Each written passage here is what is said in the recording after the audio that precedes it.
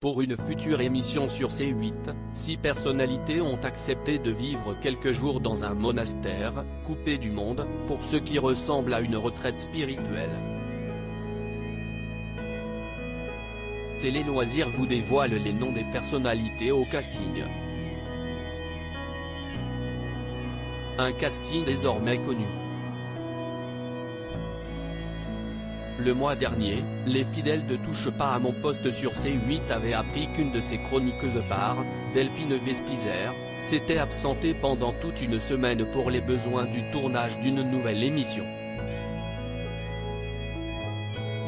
Une émission prévue pour C8 et produite par Adventureline Productions, Koh-Lanta, Fort Boyard, qui envoie des personnalités faire une retraite spirituelle dans un monastère. Selon nos informations, le tournage s'est déroulé en Corse, près de Calvi.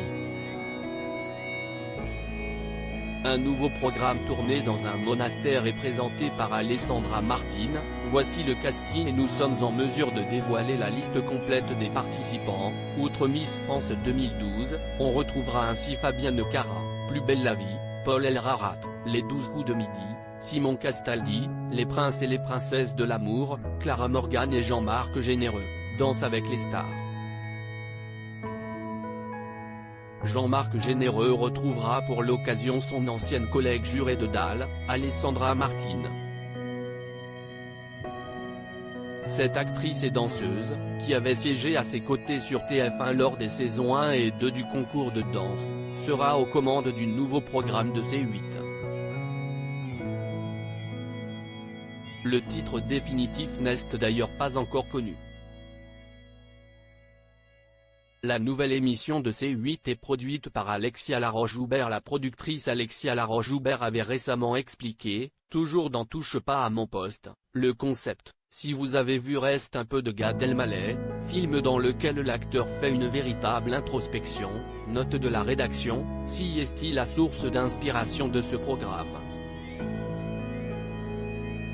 On est dans une période où tout va très vite, où on est sorti du Covid, il y a des crises planétaires, des guerres, où on a du mal à raccrocher avec les réseaux. Peut-être que prendre le temps de réfléchir comme l'a fait Gad Elmaleh en faisant une retraite, ça peut être un moment enrichissant, une retraite spirituelle, avait estimé la professionnelle.